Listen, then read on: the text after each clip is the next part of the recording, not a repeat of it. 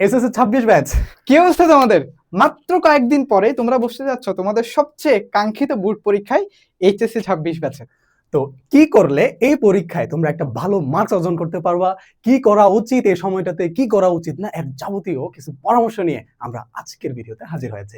তো আমি তোমাদের আকিব ভাইয়া, পড়াশোনা করছি ঢাকা বিশ্ববিদ্যালয়ে, এবং আমি তোমাদের মিনহাজুল ইসলাম মিনার ভাইয়া, পড়াশোনা করছি ঢাকা বিশ্ববিদ্যালয়ে। তো আজকের ভিডিওতে আমরা দেখব কি করলে তুমি ছাগল হইতে পারবা কিন্তু পাগল হইতে পারবা না। এই সমস্ত যত ধরনের এক্সাম স্ট্র্যাটেজি, সেই এক্সাম স্ট্র্যাটেজি গুলা আজকে আমি এবং তোমাদের রাকিব ভাইয়া মিলে তোমাদের সবার সাথে শেয়ার করবো। তো এরপর Okay. রাকিব, তাহলে প্রথম যে কাজটা তোমাদের হচ্ছে করা যাবে না সেটা হচ্ছে সাজেশন ডিপেন্ডেন্ট হওয়া যাবে না। ধরো একটা চ্যাপ্টারের মধ্যে অনেকগুলো টপিক থাকতে পারে। এখন এই চ্যাপ্টারের মধ্যে সবগুলো টপিক কিন্তু তোমার জন্য ইম্পর্টেন্ট না। ধরো তোমার জন্য এখানে এই 3 নাম্বার টপিকটা ইম্পর্টেন্ট হইতে পারে, এক্সামে ধরো এখান থেকে প্রশ্ন আসে, কিন্তু তোমাকে ভাইয়া যে সাজেশনটা দিল, ধরো এই যে 4 নাম্বার এবং 5 নাম্বার, এই 3টা টপিক ধরো এক্সামের জন্য গুরুত্বপূর্ণ এই একটা পার্টিকুলার অধ্যায়ের মধ্যে, ঠিক আছে? তো এখন তোমাকে যেটা করলো সেটা হচ্ছে সাজেশন দিল 3 নাম্বার, 4 নাম্বার, 5 নাম্বার, ঠিক আছে, ওকে ফাইন। তুমি কি করলা? তোমাকে ভাইয়া এই চ্যাপ্টারের মধ্যে যে সাজেশনটা দিল, বললো যে তুমি 3 নাম্বার টপিকটা, 4 নাম্বার টপিকটা এবং 5 নাম্বার টপিকটা দেখে যাবা।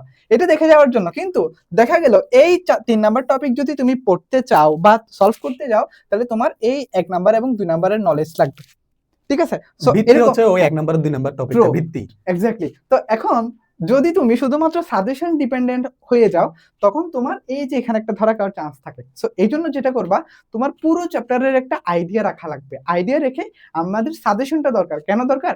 এক্সামের আগে আমার জন্য প্রিপারেশনটা গোছানো হয়ে যায়, মানে যেটা দরকার আমার এক্সামের জন্য, সেই মানে যেগুলো পরীক্ষা আসে জাস্ট ওই জিনিসগুলো যেন তুমি দেখে তোমার প্রস্তুতিটাকে গুছাই ফেলতে পারো, মানে অপ্রয়োজনীয় জিনিস না পড়ে, রাইট? হ্যাঁ, অবশ্যই। এটাই। তো এটা করতে গিয়ে যাতে সে কি না করে, ধরেন হচ্ছে যে এক এক ভাই তো সাজেশন দেয়, তো এক এক ভাই হচ্ছে এক এক রকম ভাবে তার যে পার্ট অফ ভিউ সেখান থেকে হচ্ছে দিয়ে থাকে, এগুলো কিন্তু 100% শিওর না। আবার সবগুলো দেখতে গিয়ে তখন আবার সে কি করে ফেলে, তালগুল পাকিয়ে ফেলে। তো এটাও তো আবার একটা প্রবলেম। এটাও প্রবলেম। তো সেজন্য দেখা যাবে যে মানে হচ্ছে সাজেশন আমাদের দরকার, আমাদের জন্য যেটা প্রয়োজনীয় সেটা হচ্ছে যে আমরা খুঁজে বের করে ইফেক্টিভ যে সাজেশন গুলো আছে সেগুলো হচ্ছে আমরা ফলো করার চেষ্টা করব। এক্স্যাক্টলি সাজেশন দরকার, তবে ফুললি সাজেশন ডিপেন্ডেন্ট হওয়া যাবে না। এটা হচ্ছে আমাদের স্যার। ওকে, সেকেন্ড যে টপিকটা রাকিব। এখানে বিষয়টা হচ্ছে অ্যাডমিশনের পড়া। অর্থাৎ আমাদের মধ্যে এমন অনেকেই আছে যারা অতি উৎসাহী। তারা কি করি, তারা হচ্ছে যে এসএসসি লেভেলে আমার পড়াশোনা হচ্ছে কিসের উপর, এসএসসি বইয়ের উপর, এবং সেটা না করে আমরা কি করি, ওই যে অতি উৎসাহী মানে উচ্চ আকাঙ্ক্ষী বেশি, আমরা কি করি অ্যাডমিশনের পড়া শুরু করে দিই। এটার জন্য কি হয়, আমাদের এইচএসসি পরীক্ষা, এসএসসি এর যে রেজাল্টটা আছে সেটা কিন্তু প্রত্যেকটা বিশ্ববিদ্যালয়ে কিন্তু আছে, মানে পরীক্ষা দেওয়ার ক্ষেত্রে এসএসসি রেজাল্টটা কিন্তু আমার দরকার হয়। তো জন্য রেজাল্ট আমাকে আগে ঠিক করতে হবে। যারা কমার্সের বলো, আর্টসের বলো, সায়েন্সের, এদের তো মার্কই দরকার হয়, ওখানে ক্রাইটেরিয়া বলেই থাকে যে এত মার্ক লাগে, তাই না? তো সেই জন্য দেখা যাবে যে না, আমরা অতি আবেগী হয়ে এইচএসসির টাইমে আমরা যাতে অ্যাডমিশনের পড়াটা না পড়ি। হ্যাঁ, আরেকটা ব্যাপার একটু বলি, সেটা হচ্ছে পড়তে পারি। আমার হচ্ছে ধরো ইংলিশের যে টপিকগুলো আছে গুরুত্বপূর্ণ, এগুলো হচ্ছে অ্যাডমিশনে তোমার কাজে লাগবে, বা কমার্সে যারা আছো তোমাদের কিন্তু এইচএসসি নলেজ লাগবে। তো ভাইয়া মেইনলি যেটা বোঝাতে যাচ্ছে, অনেকে হচ্ছে তোমরা আছো যে এখন এইচএসসি চিন্তা না করে অ্যাডমিশন আমার কি হবে, মানে আগাম চিন্তা করতে থাকো। সো ওই এক্সট্রা চিন্তাটা নেওয়ার দরকার নেই। তোমার আপাতত এইচএসসির যে সিলেবাস, সেই সিলেবাসে তুমি ফোকাস করো। সেই সিলেবাসেই তোমার যতটুকু এফোর্ট দেওয়ার ক্যাপাবিলিটি আছে সেই এফোর্টটুকু দাও। ওখানেই ভালো করতে পারলে আলটিমেটলি তোমার এইচএসসি অটোমেটিক্যালি ভালো হবে। এটাই। ওকে, সেকেন্ড যেটা রাকিব। সেকেন্ড হচ্ছে যে ঢালাও ভাবে রিভিশন না দিয়ে ইম্পর্টেন্ট টপিক সিলেকশন। অর্থাৎ আমরা তো ওই যে একটু আগে যেটা বললাম যে একটা অধ্যায়ের সবগুলো টপিক কিন্তু ইম্পর্টেন্ট না, কিছু টপিক আছে যেগুলো পরীক্ষা জীবনে আসেও নাই, আসতেছে না, সামনেও আসার সম্ভাবনা নাই। তো সুতরাং ওখানে তো আমরা কি করতে পারি না, সময় নষ্ট করতে পারি না। তবে যে ব্যাপারটা বললাম প্রথমে, সেটা হচ্ছে তোমার এই চ্যাপ্টারের মধ্যে কি কি আছে এই আইডিয়াটা তোমার রাখা লাগবে। হ্যাঁ, রাখা তো অবশ্যই লাগবে, যে লেখক এখানে কি অন্তর্ভুক্ত করছে এটা তো আমাকে জানতে হবে। জানার পরে পরীক্ষায় কোনগুলো আসে সেগুলো আমি নিজে সিলেকশন করব অবভিয়াসলি। তো এরপরে হচ্ছে ওইভাবে আমরা কি করবো না, ঢালাওভাবে না পড়ে আমরা কি করব, ওইভাবে হচ্ছে টপিক গুলো সিলেকশন করে এরপর আমরা হচ্ছে রিভিশনটা দিব। ওকে, এরপরে আমরা যেটা দেখবো সেটা হচ্ছে, এখন তোমরা অনেকেই যেটা করো সেটা হচ্ছে সবসময় মানে পড়তে এত বেশি হয়ে যাও যে মানে নিজের শরীরের যত্ন ঠিক থাকে না। ধরো অনেকে স্লিপ সাইকেল টোটালি নষ্ট হয়ে গেছে, তো খাওয়া দাওয়া ছেড়ে দিয়ে একেবারে খালি পড়াশোনা করতেছো। তো রাকিব, তাদের ব্যাপারে কি? তাদের জন্য আমাদের আসলে পড়াশোনাটা হচ্ছে বেঁচে থাকার জন্য। আমরা যদি বেঁচে না থাকি তাহলে পড়াশোনা দিয়ে আমি করবো কি? তো হচ্ছে আমার সুস্থতা আগে, সুস্থতা আগে। তো আমি সুস্থ থাকার জন্য আমার ঠিক মতো খাইতে হবে, আর ঠিক মতো খেয়ে এর পরবর্তী ধাপ হচ্ছে আমার পড়াশোনা আমি করবো, গুরুত্ব দিয়েই করবো, কিন্তু এটার জন্য যাতে পাগল হয়ে আমি যাতে খাওয়া পড়ে না। আচ্ছা, জীবনের জন্য পড়াশোনা নাকি পড়াশোনার জন্য জীবন? আচ্ছা অবশ্যই জীবনের জন্য পড়াশোনা আচ্ছা, জীবনের জন্য পড়াশোনা। সো এই জিনিসটা একটু জাস্ট মনে রাখবেন। মনে রাখতে ওকে, হবে। Yes. আচ্ছা নেক্সট আমরা যেটা দেখি, সো বেশি পাগল হওয়া যাবে না, ঠিক মতো খাওয়া দাওয়া, কারণ এই মুহূর্তে তোমাদের শরীর যদি ভালো না থাকে তাহলে এক্সামে কিন্তু তোমার 2 বছরের আউটপুট তুমি দিতে, মানে যে ইনপুটটা দিছো সেই ইনপুটের যে এক্সপেক্টেড আউটপুট সেটা কিন্তু তুমি এক্সাম হলে দিতে পারবে না, এটা দেয়া। Yes. ওকে, তারপরে Avoid. নেতিবাচক বন্ধু রাকিব। তো এখানে এখানে যে বিষয়টা হয়, আমার ফ্রেন্ড সার্কেলে হচ্ছে এমন থাকে, এটা খুব স্বাভাবিক, যে হচ্ছে যে তারা কি বলে, আরে এত পড়া লাগে না, এত পড়া লাগে, লাইফে পড়াশোনা কি এত বেশি গুরুত্বপূর্ণ, মানে পড়তেই থাকতে হবে, আর না পড়লে এমনি পরীক্ষার রেজাল্ট ভালো হবে, এমনি ভালো হবে। এই যে এ ধরনের নেতিবাচক চিন্তা, এটা কিন্তু আসলে নেতিবাচকতা কিন্তু একটা সংক্রমক ব্যাধি কিন্তু। ডেফিনেটলি। তো সেটা কি হয়, সেটা হচ্ছে যে ছড়াই পড়ে, তো ছড়াই পড়লে সেটা তুমিও ইফেক্টেড হওয়ার কি থাকে, একটা কি থাকে, সুযোগ থাকে, চান্স থাকে।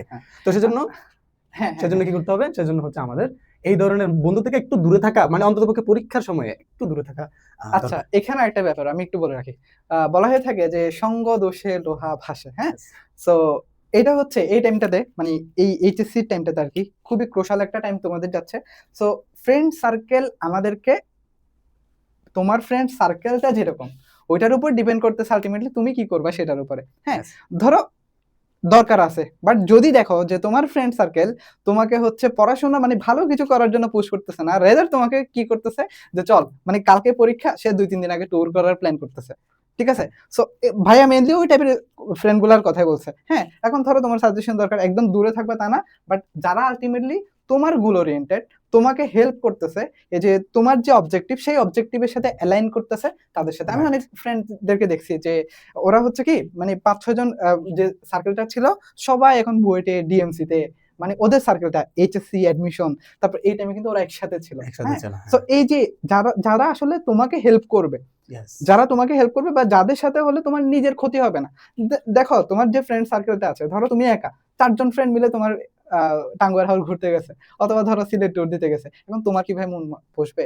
সো ওই ফ্রেন্ড গুলারে ভাইয়া মেনলি বলছে ওদের কাছ থেকে দূরে থাকো। এখন তোমার সামনে পরীক্ষা, তোমার তো এখন ট্যুর ভাই এক্সামের পর দিতে পারবা, এটা এক্স্যাক্টলি। হ্যাঁ, ওকে নেক্সট। আচ্ছা, এইগুলোই আর কি। হ্যাঁ, সো এই যে বিষয়গুলো একটু বললাম সেটা হচ্ছে দেখো, প্রথমত হচ্ছে সাজেশনের ট্র্যাপে এখন পড়া যাবে না, তারপরে হচ্ছে অ্যাডমিশনের পড়া, যেটাই এইচএসসির জন্য পড়তেছো সেটাই তোমার অ্যাডমিশনের পড়া, মানে এখানে তুমি ভালো মতো এফোর্ট দাও, এটা তোমাকে অ্যাডমিশনে হেল্প করবে। একটু সামারি করে দিচ্ছি, এরপর আগে হ্যাঁ, এরপরে তো হচ্ছে যে এটা ঢালাওভাবে রিভিশন, আমরা বললাম যে এই যে ইম্পর্টেন্ট টপিকটা আমাকে সিলেক্ট করে বের করতে হবে। হ্যাঁ, এরপর হচ্ছে যে এটা হচ্ছে যে আমরা যে একটু আগে বললাম যে আমার শরীর আগে ঘুম যেমন দরকার, আমার ঠিক তেমনই ভাবে খাওয়াও আমার দরকার।